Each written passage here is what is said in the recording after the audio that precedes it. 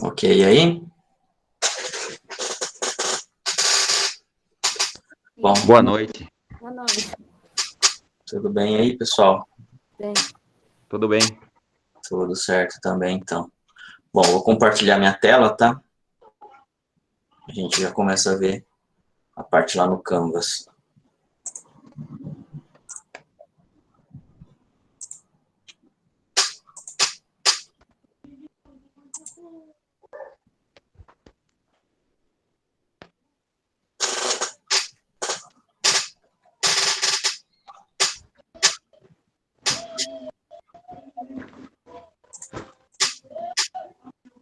Bom,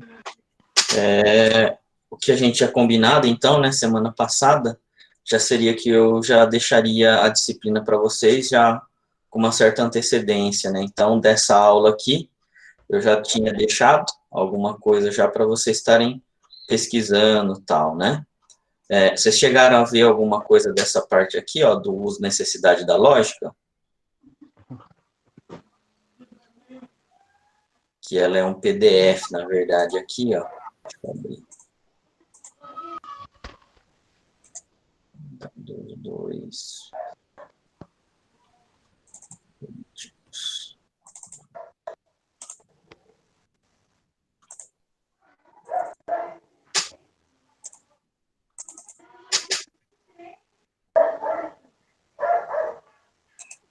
Esse PDF aqui, esse PPT aqui, ó. Aplicabilidade, técnica de programação estruturada. Chegaram a dar uma olhada.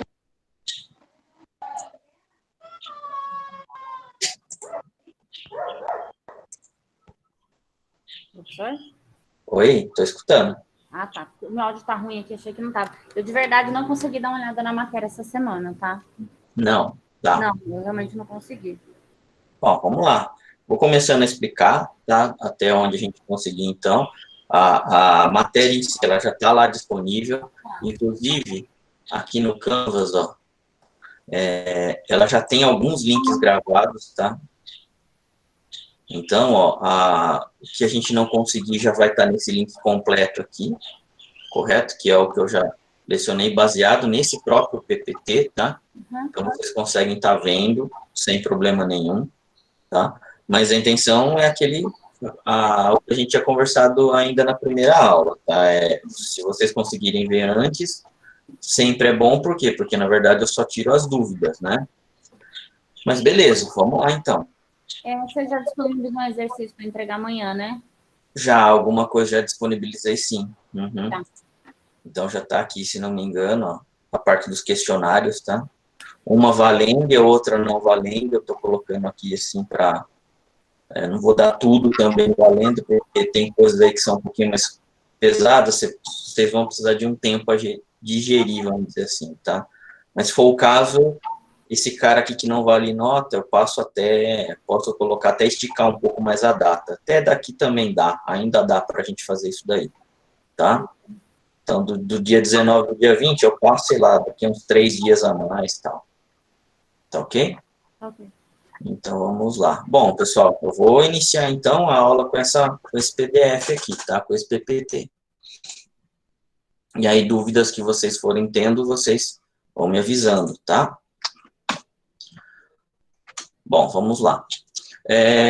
Qual que é a necessidade de utilizar a lógica, né? Na verdade, a lógica, ela é utilizada em qualquer área, né? Mas, principalmente na área de tecnologia da informação, ela é intensamente utilizada. Na parte de engenharia também, apesar de muitos engenheiros ainda não perceberem, né, a utilização dela, ela é toda hora utilizada.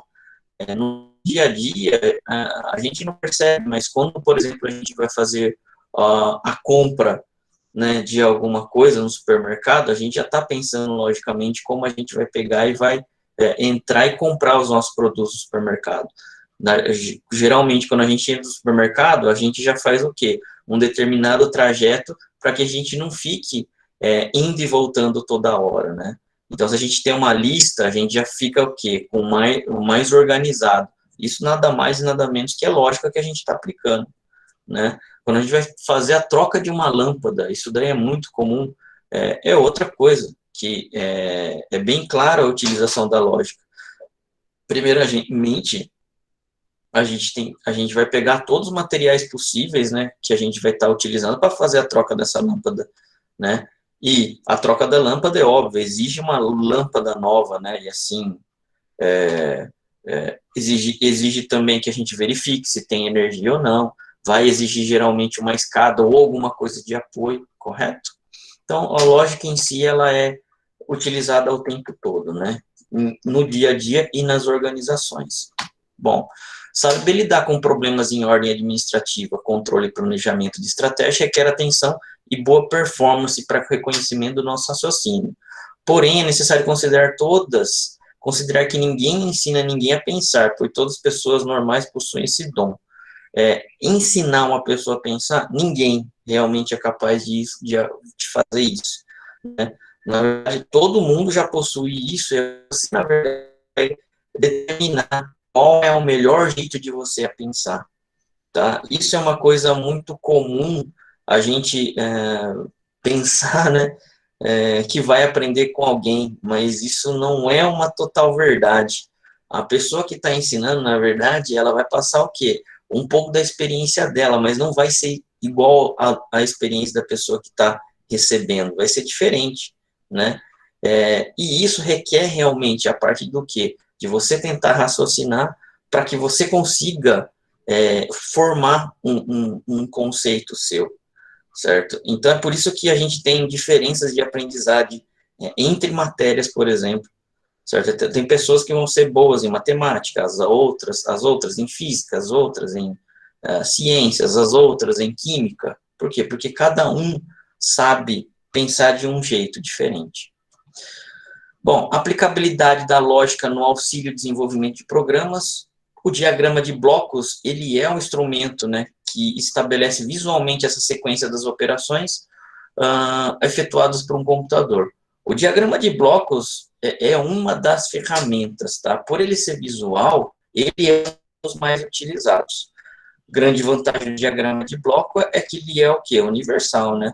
Em qualquer lugar do mundo que você conseguir ver essa sequência lógica montada através dos diagramas, você vai conseguir, na verdade, interpretar essas figuras visuais aí.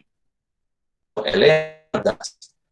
Bom, o diagrama de blocos permite profissionais de desenvolvimento grande facilidade na posterior codificação de programas em qualquer linguagem de programação existente, pois na sua elaboração não se leva em conta o detalhamento sintático e estrutural de uma linguagem. O diagrama de blocos é uma forma geral, mas ele ainda não se tem o quê? O nível de detalhe que um programa realmente precisa para ele poder estar rodando, para ele poder estar funcionando dentro de um computador, tá? Então, inicialmente no diagrama de bloco, a gente, na verdade, consegue desenvolver o contexto geral da sua ideia, tá? Mas só ele, sozinho, não se tem ainda algo mais palpável para a gente poder ter realmente uma linguagem de programação sendo executada, ok? Então, ele é bom nesse sentido, por quê? Porque ele é de utilização geral. Ele não serve só para linguagem de programação, ele serve para qualquer coisa. A desvantagem, se a gente realmente for aplicar ele em uma linguagem de programação, ainda ele não é suficiente. Ele não te dá detalhe suficiente para isso, tá? O diagrama de blocos é uma ferramenta que possibilita definir o detalhamento operacional de um programa que deve ser executado, sendo um instrumento tão valioso quanto uma planta de um arquiteto, né? Então, é um detalhamento que eu não tenho, ele tem um nível, na verdade, que eu não tenho um nível tão profundo de detalhes, mas ele é de grande importância. É a mesma coisa que uma planta geral de uma casa, né? Quando a gente tem essa planta geral, geralmente, a gente vai precisar de N outras plantas depois, né? Por exemplo, na parte de estrutura da sua casa ou do seu prédio, você não tem todo o nível de estrutura de como vai ter que ser colocado numa planta, né, inicial. A parte elétrica, parte hidráulica, certo? Então, você não tem tudo isso. Geralmente, são plantas diferentes para cobrir todo o conjunto, né? É mais ou menos isso que a gente tem, então, na verdade, de ideia do diagrama, tá? Eu tenho uma planta geral, mas só ele eu não consigo fazer ao todo, tá? Bom, técnicas de programação estruturada, que é o que a gente está vendo, né, consiste em uma metodologia tendo os seguintes objetivos: agilizar a codificação de escrita de programação, facilidade de depuração de leitura, permitir verificação de possíveis falhas apresentadas pelos programas e facilitar alterações e atualizações. Bom, a técnica de programação estruturada, né, ela é bem utilizada ainda até hoje. Geralmente, você aprende programação com essa técnica. Por quê? Porque é a técnica que você aprende a fazer as coisas passo a passo. Os comandos devem ser dados ao computador um de cada vez, né? Então, a programação estruturada, ela baseia-se basicamente nesse conceito, linha a linha, né?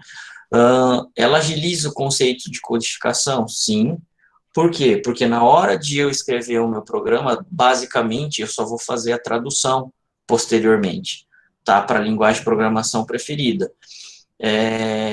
Facilita a depuração de leitura. Nesse caso, você já tem que estar treinado para você conseguir fazer a interpretação correta dessa técnica, tá? Permite verificação de possíveis falhas apresentadas, até aí tudo bem.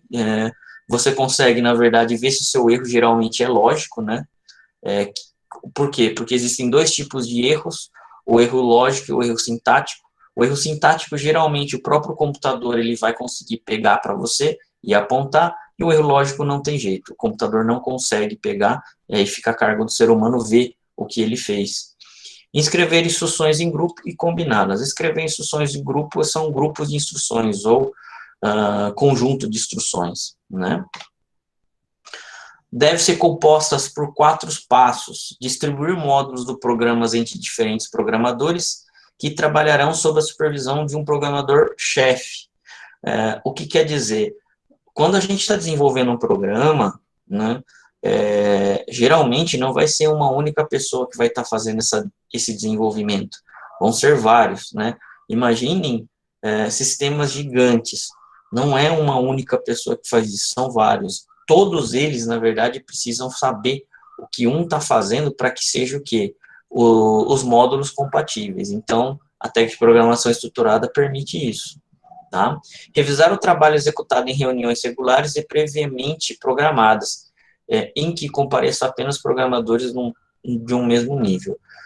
Isso daqui é um pouco mais difícil. Tá? Tudo bem, você pode pegar e realmente fazer as reuniões para você fazer um alinhamento de como está, né, o desenvolvimento dos seus sistemas, mas existem programadores de diversos níveis.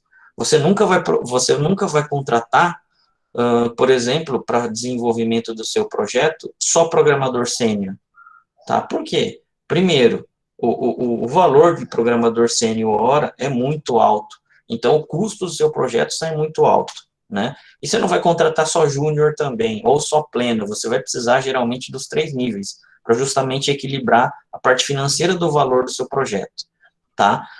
Obviamente, o programador sênior, ele tem o quê? Muito mais capacidade de desenvolver melhores técnicas, porque ele já passou por experiência anterior. E o júnior, ele está começando, né? Então, essa parte de alinhamento dos mesmos níveis é um pouco difícil. Isso daí é coberto com uma outra disciplina, que é a parte de engenharia de software, para que todos programem do mesmo jeito, que não é uma coisa fácil, né? Diferenciação de nomenclaturas, fluxograma. O fluxograma é uma ferramenta utilizada para o desenvolvimento de profissionais de TI, né, de sistema de informação. Tem como finalidade descrever o fluxo de ações de um determinado trabalho lógico, seja manual ou mecânico, especificando os suportes utilizados para dados e para as informações. Então, existe uma outra ferramenta que é um pouco mais utilizada para a parte de sistemas, que é o que a gente chama de fluxograma.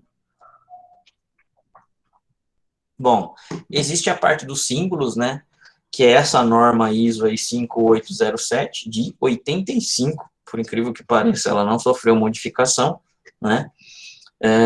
Representados por alguns desenhos geométricos básicos, as quais indicarão símbolos de entrada, processamento, saída e acompanhamento de procedimentos requeridos pelos analistas, né? É justamente essa parte dos diagramas que a gente consegue fazer o quê? Verificar, transcrever o que a gente tem de lógica, tá, para o papel. Tá? Então, a grosso modo, é isso daí, através de símbolos já conhecidos aí. Tá? Bom, diagrama de blocos pode ser referenciado como um diagrama de fluxo, não confundir com fluxograma. O objetivo dessa ferramenta é transcrever um método de sequência de ações a serem estabelecidas por um computador. Então, o fluxograma, ele vai ter desenhos geométricos, e o diagrama, ele vai ter o quê? Escrita. A escrita é onde a gente vai começar a definir algumas regras para isso daí. Por quê? Porque não é qualquer coisa que o computador vai entender, tá? Pode ser desenvolvido em qualquer detalhamento que seja necessário. Essa ferramenta utiliza diversos símbolos geométricos para estabelecer uma sequência de operações a serem efetuadas pelo computador. Agora, aqui, o problema é que ele está colocando que os símbolos geométricos são utilizados no diagrama de bloco também, hein?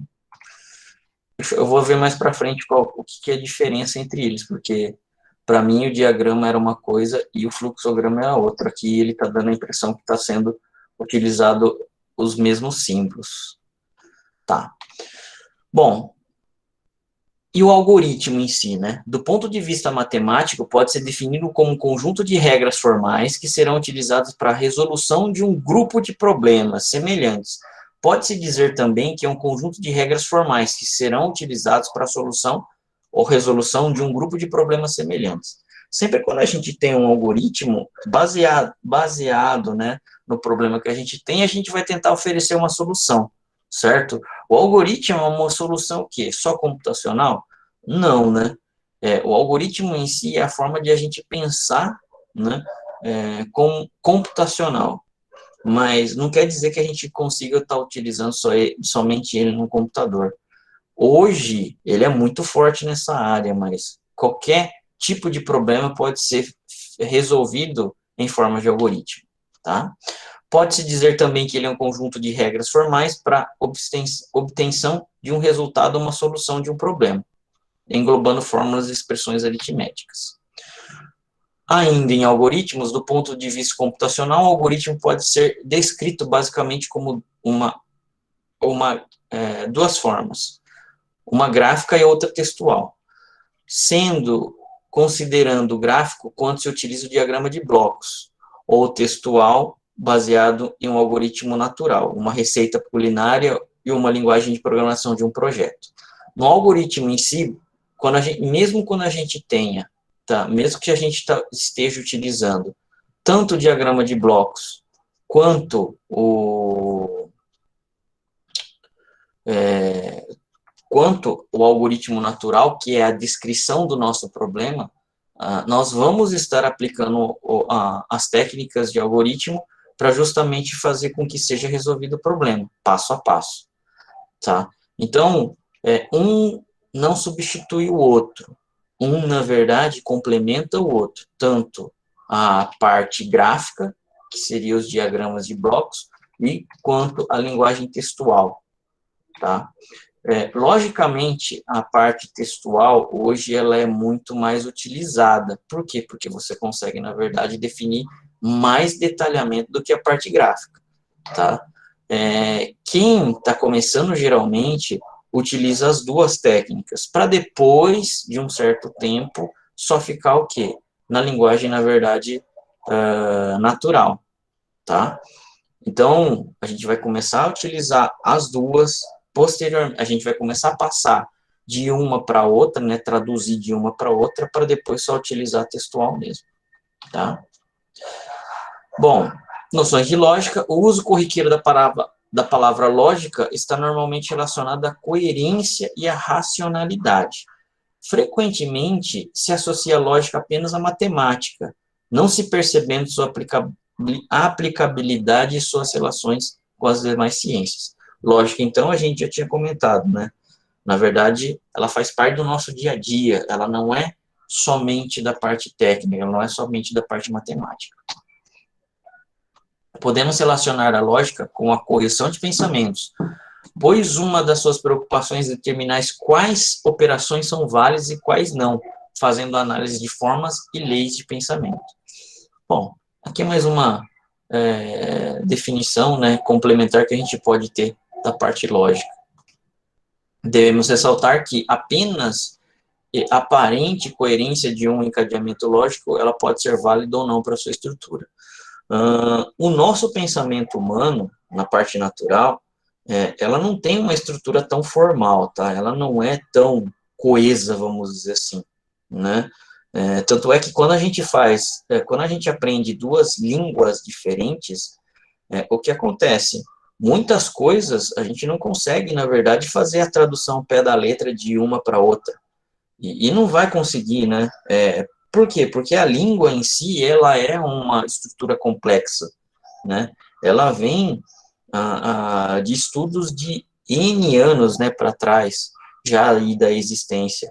E cada cultura tem a sua, cada cultura, cada língua, né, cada povo tem a sua cultura diferente para se demonstrar também uma forma de língua, né, de linguagem, língua aí nesse caso, não linguagem. Então, é uma parte muito complexa que ela não tem, na verdade, uma estrutura rígida, tá? Agora, quando a gente está fazendo um pensamento computacional, não, ela já vai precisar ser um pouco mais estruturada para isso, tá? Por quê? Porque o computador em si, ele não entende ainda, né, tão facilmente, e não vai entender, porque é base dele, né? Como as coisas, elas precisariam ser entendidas se fossem descritas de uma outra forma. Mas hoje a gente tem, sei lá, o Google, né, que a gente vai lá, dá um olá Google, e aí ele vai lá e faz o quê? Tenta adivinhar. Tudo bem, pessoal, isso daí é uma parte de hoje da inteligência artificial, tá? A inteligência artificial, ela tenta, na verdade, imitar o comportamento de inteligência humana. Por quê? Porque o humano em si, né, o nosso mundo, ele não é baseado em duas únicas informações, 0 e 1. O nosso mundo é baseado no quê? Na estrutura dele, né? Eu posso ter meio, eu posso ter 25, eu posso ter um copo meio vazio ou um copo meio cheio. Isso é o mundo do ser humano. A inteligência artificial, então, ela tenta, né, chegar a esse ponto. Mas, no fundo, tá, o computador ele só entende 0 e 1, do mesmo jeito. Isso não vai mudar. Tá? Podemos perceber a importância da lógica da nossa vida, que não só na teoria, como na prática, que quando queremos pensar, falar, escrever ou agir corretamente, precisamos colocar em ordem um pensamento, isso é, utilizar a lógica. Quando a gente vai redigir um texto, né, a gente precisa colocar, né, começo, meio e fim nele, a gente precisa colocar os conteúdos, a gente precisa descrever quais são os atores, a gente precisa descrever o cenário. Um livro em si, então, ela tem uma sequência organizada de um pensamento. Não é como qualquer sequência que a gente vai colocar e o leitor vai entender. Então, essa organização, ela é fundamental. Isso é o que a gente chama de pensamento lógico, ou ordem do pensamento, né? Ou uma sequência lógica, tá? E o algoritmo, né? O principal objetivo é o estudo da lógica de programação e a construção de algoritmos coerentes e válidos. Um algoritmo pode ser definido como uma sequência de passos que visam atingir um objetivo bem definido. Então, o algoritmo, na verdade, ele vai tentar fazer com que você pense de forma o quê? Passo a passo, tá? Para resolver um problema. É basicamente isso daí, atingir um objetivo bem definido, tá? Quando elaboramos algoritmos, devemos especificar ações claras e precisas, que a partir de um determinado estado, após um período de tempo finito, produzem um estado final previsível e bem definido. Então, você vai precisar fazer o quê? Especificar claramente os comandos do seu algoritmo, tá? Não vai existir um meio termo, praticamente. Você vai ter que definir, se tiver, o que é meio termo. e vai ter que tomar alguma ação. Então, isso daí o resultado disso, né, é previsível. E ele tem uma sequência finita de ações, um algoritmo ele não é infinito, tá? Então, a partir do momento que você definiu o escopo daquilo que ele vai fazer, ele só vai fazer aquilo. Ah, eu quero que meu algoritmo faça mais aquilo, você vai ter que, na verdade, reestudar ele, adaptar, e aí sim esse algo a mais vai estar implementado, correto? Então, é dessa forma realmente que a gente tem a definição de algoritmo, né? Isso significa que o algoritmo fixa um padrão de comportamento a ser seguido, uma norma de execução a ser trilhada como vistas a alcançar, como resultado final, a solução de um problema, garantindo que sempre que executado sobre as mesmas condições, produz o mesmo resultado. Tá? Um computador nada mais e nada menos que executa o quê? Programas, né? Softwares. São o quê, pessoal? São padrões. Tá? Coloca alguma coisa fora do padrão que ele nunca tenha feito. Ele não vai executar. Por quê? Porque ninguém programou ele para fazer essa nova coisa. Correto? Então, ele só vai realmente fazer aquilo que já foi previamente definido. Um algoritmo ele só faz isso. Tá? Bom, por que é importante construir algoritmos, né? Um algoritmo tem por objetivo representar mais fielmente o raciocínio envolvido na lógica de programação, e dessa forma permite-nos abstrair uma série de detalhes computacionais que podem ser acrescentados mais tarde. O que seria abstração? Vocês sabem ainda? Vocês conhecem essa palavra? Abstrair?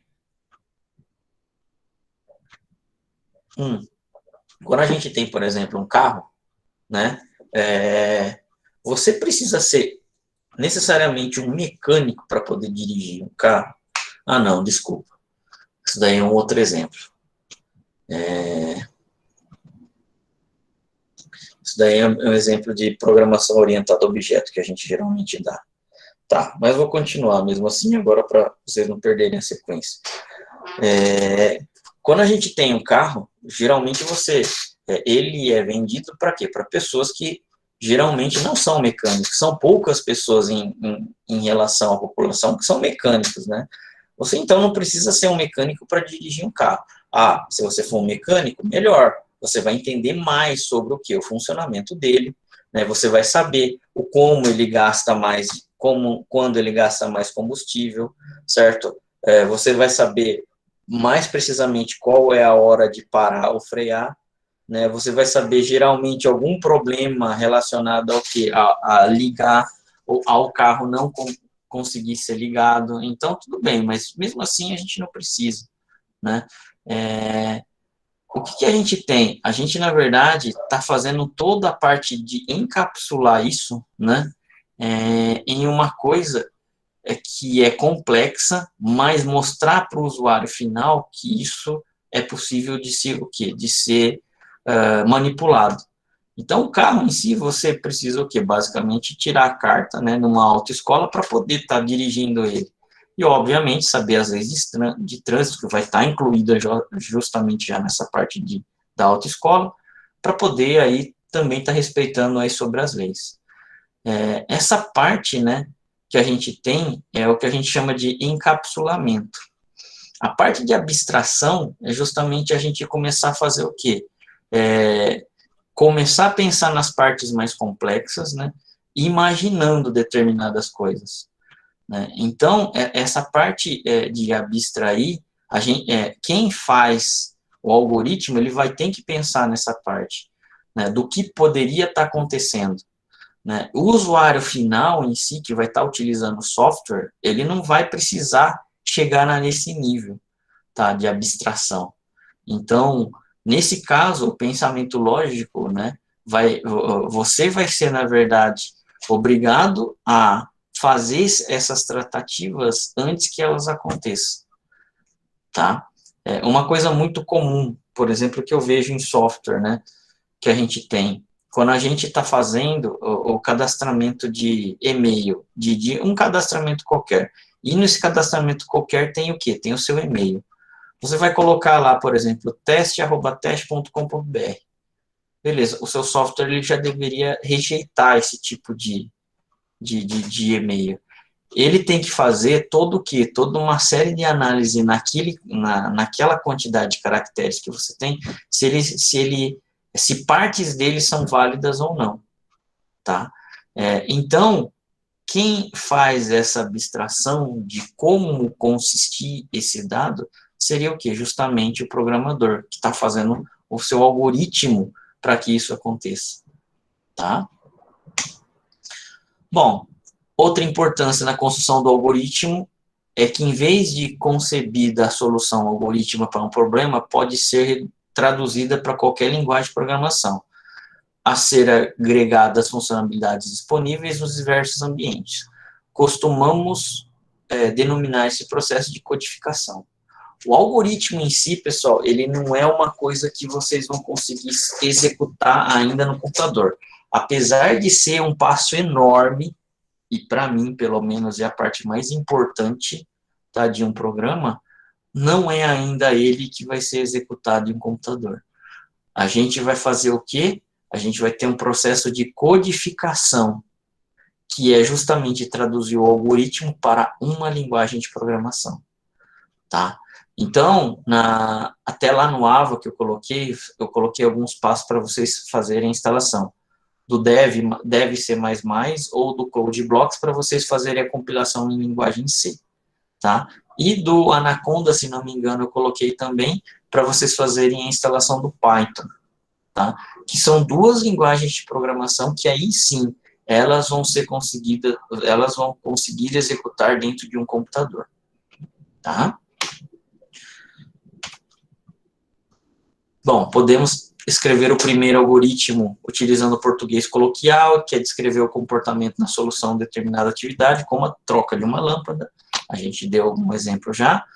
Apesar de aparentemente óbvia, né, ser óbvio demais, muitas vezes realizamos esse tipo de atividade inconscientemente, sem percebermos seus pequenos detalhes, que são as ações que levam a alavancar o objetivo proposto. Bom, qual que seria o objetivo? Qual que seria aí o algoritmo para se trocar uma lâmpada? Lembrando que o algoritmo é a técnica de você fazer o quê? Começar a pensar logicamente em pequenos pedaços, em parte por parte, em passo por passo. Então, a troca de uma lâmpada, tá? Você vai precisar pegar a escada, posicionar a escada embaixo da lâmpada, buscar uma nova lâmpada, subir na escada, retirar a lâmpada velha, colocar a lâmpada nova, e aqui a gente só tem isso mesmo de detalhe. Mas, se a gente quisesse, a gente poderia detalhar muito mais, né? A gente poderia verificar se a energia ela está ligada ou não, né, para a gente não correr o risco de tomar choque. A gente poderia estar vendo se a escada estaria segura ou não, para a gente poder subir. Se for uma escada ruim, provavelmente a gente cai, né? A gente poderia jogar ainda no nosso lixo a lâmpada queimada, que a gente não colocou aí, certo? Então, tem N outros passos e detalhes que a gente poderia estar vendo. Vocês concordam?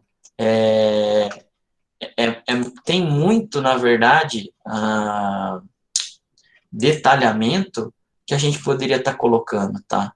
E um algoritmo dá nada mais, nada menos que é isso. A gente, na verdade, define o nível de detalhamento que a gente consegue tá chegando, correto? Então, vão existir N, vai ter pessoas que vão conseguir detalhar mais, vai ter pessoas que vão conseguir detalhar menos.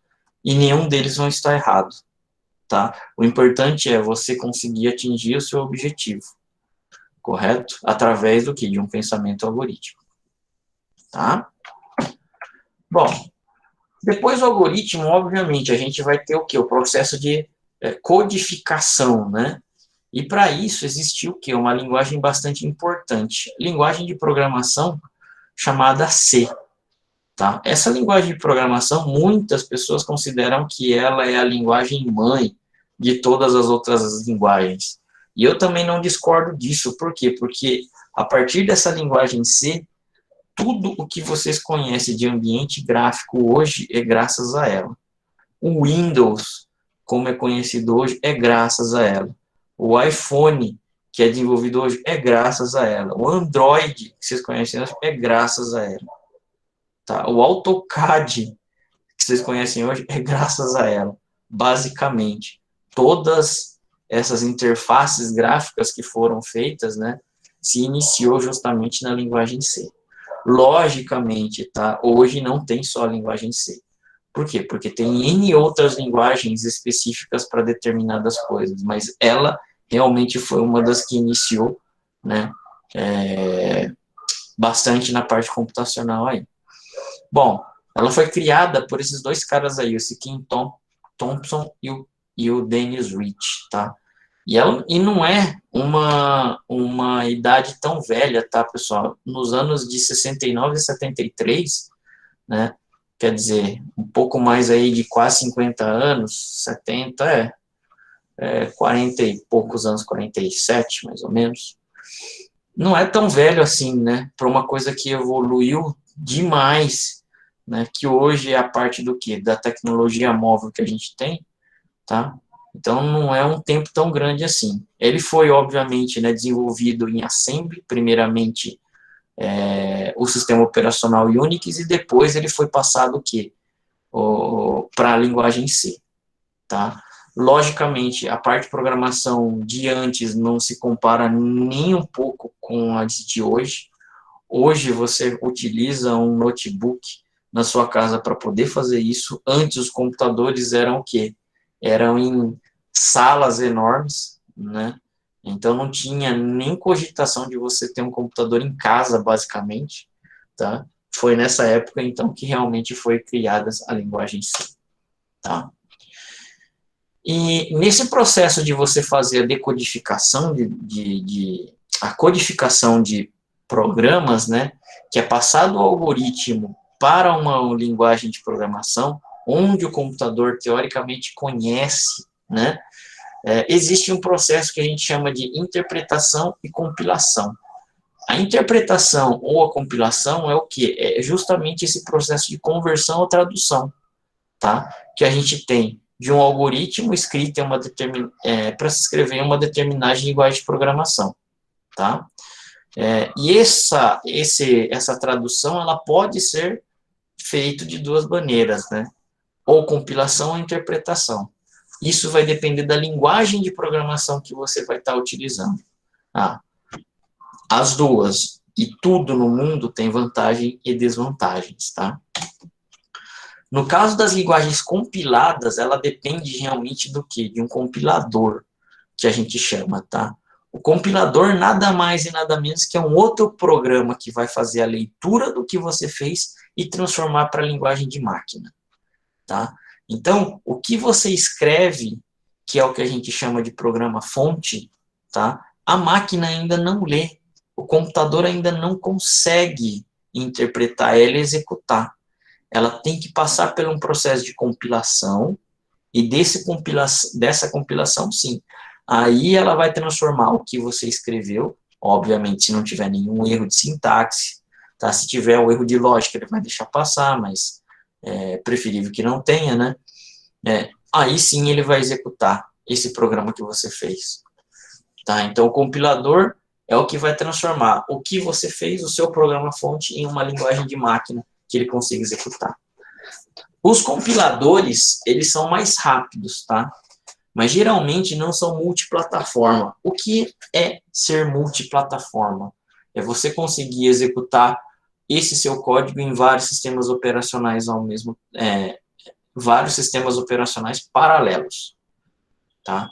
Então, o mesmo programa que eu peguei e fiz a compilação, ele deveria ser utilizado no macOS, no Windows, no Linux, no Android, no iOS, tá? Mas não tem jeito. Quando eu tenho uma compilação, a compilação, na verdade, é feita para aquela plataforma, ou seja, para aquele sistema operacional. Então, é mais rápido, mas eu não tenho uma portabilidade de plataforma fácil, tá? Essa, então, é uma desvantagem. Bom, exemplos de uma linguagem compilada, linguagem C. E a linguagem Pascal também, tá? A linguagem Pascal é uma linguagem muito difundida na parte acadêmica, tá? Mas a linguagem C é a mais conhecida mesmo. Então, eles são compilados. Existe o outro cara que é chamado o quê? De linguagem interpretada, né? Ela, na verdade, ela não tem um programa que faz a tradução de imediato. Ela tem um programa que faz a interpretação desse seu código, tá? Então, qual que seria a desvantagem grande? Como ela está interpretando naquele momento o seu código que você está utilizando, ela é um pouco mais lenta, tá? Lógico, um programa escrito, vamos dizer assim, do jeito que a gente vai ver aqui no curso, vocês nem conseguem comparar essa velocidade, tá? Ela é um pouco mais lenta, mas no sentido do quê? De realmente quando você está processando muita coisa. Mas, fora isso, você não consegue perceber isso, né? Qual seria a vantagem? Aí sim, ela é multiplataforma. O mesmo programa que eu tenho pode ser executado no Windows, no Linux, no macOS. E também, se tiver um interpretador para a plataforma Android e iOS, ele vai executar do mesmo jeito. Tá? Alguns exemplos de linguagens interpretadas são essas daí, ó, JavaScript, Python, PHP, Python, que é o que a gente vai ver um pouquinho deles, também são linguagens interpretadas. Qual que é a desvantagem também da linguagem interpretada? Você, na verdade, precisa dar o seu fonte para qualquer pessoa que for executar ele. Dá no sentido que de entregar mesmo tudo que você escreveu, né, num programa, num código-fonte, e entregar para a pessoa. Senão ele não vai conseguir rodar. O programa compilado, como ele tem que gerar um outro arquivo para poder ser executado, você não precisa fazer isso. Você daria só o programa executado. Tá? Mas hoje em si o mundo é muito open source, então caiu um pouco esse conceito de ser tão comercial, assim, de não querer dividir o que você faz. Na verdade, hoje você ganha muito mais serviço, hoje você ganha muito mais dinheiro com o serviço, dando manutenção naquilo que já existe, né? Ok? Bom, embora haja essa distinção, nem sempre isso é tão claro. Algumas das linguagens, elas são compiladas e interpretadas, que é o caso do Java e do C Sharp. Tá? A gente não vai entrar no mérito desses dois caras. O porquê? Porque o Java em si e o C Sharp, eles trabalham com o que a gente chama de máquinas virtuais. As máquinas virtuais, elas são nada mais, nada menos que, para essas linguagens, um programa, uma plataforma. Até o momento, tá, que a gente precisa fazer a instalação na sua máquina, e ele precisa ser executado, ele precisa de ser compilado. Para quê? Para que a sua máquina virtual entenda o seu código. Posteriormente, a um segundo passo, ela é interpretada. É onde a máquina virtual carrega o programa em memória. Tá? A gente não vai entrar mais uma vez, nesse mérito não é a intenção do curso ensinar isso, mas existe essa diferença. No caso do Java, C Sharp ou qualquer programa .NET, né? Linguagem de programação .NET, teria também essa característica. Tá? Bom, primeira coisa, então, o que a gente vai fazer é o quê? Escrever um arquivo fonte, que é um formato texto puro. Formato texto puro, pessoal, é o que a gente tem aqui, ó, no Notepad, no bloco de notas mesmo. Tá?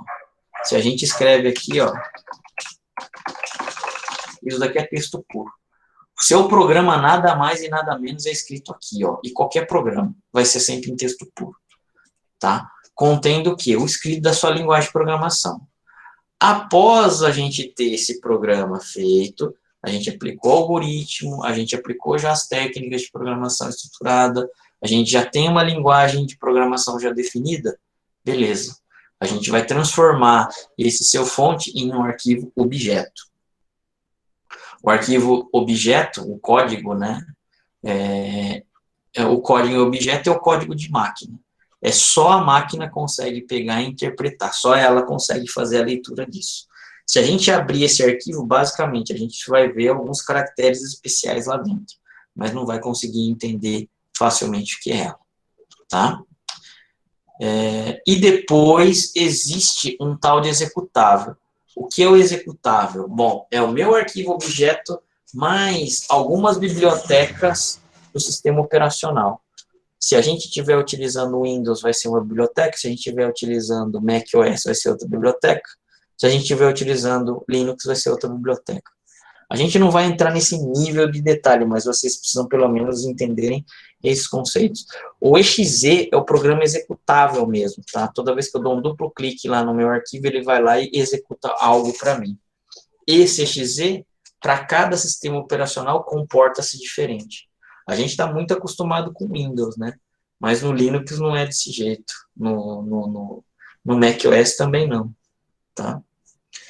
Bom, aqui, pessoal, é mais um exercício, tá? Ó, que vocês podem estar fazendo com o tempo, tá? Ele fala aqui de 3 senhoras, Dona Branca, Dona Rosa e Dona Violeta, né?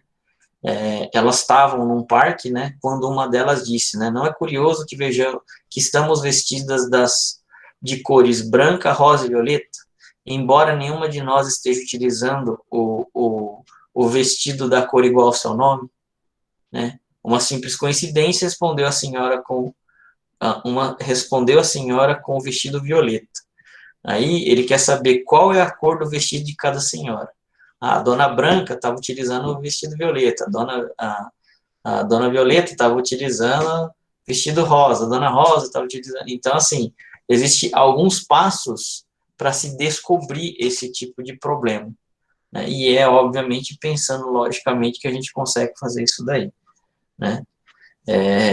A gente já tem uma informação que nenhuma das senhoras estava utilizando o vestido da própria cor, né? O seu nome com a sua cor. Então, isso já é uma pista aí. E aí a gente começa a montar as outras possibilidades. Tá, ok? Existe aqui, né, o outro exercício também de lógica, que é um homem que ele precisa atravessar um rio, né? Ele tem um barco, então ele precisa chegar de uma margem para outra. Só que, para se carregar, né, ele possui o quê? 3 cargas. Ele tem um lobo, um bode e uma alfafa, e um maço de alfafa, né? Aí esse homem, ele deve fazer o quê? Atravessar do rio sem perder nenhuma carga. Então, ele tem que atravessar o lobo, ele tem que atravessar o bode, ele tem que atravessar a alfafa. Se ele deixa a alfafa junto com o bode come a alfafa. Se ele deixa o bode junto com o lobo come o bode. E assim vai, né? Ele pode deixar o lobo com alfafa, que não acontece nada. Mas o problema é descarregar isso no rio, né? Fazer essa travessia. Então, isso daí é outro problema de lógica também que a gente poderia ter. E aqui a Torre de Hanoi também, ó, aqui a gente tem até um linkzinho, depois vocês vejam, tá? Para vocês fazerem o quê?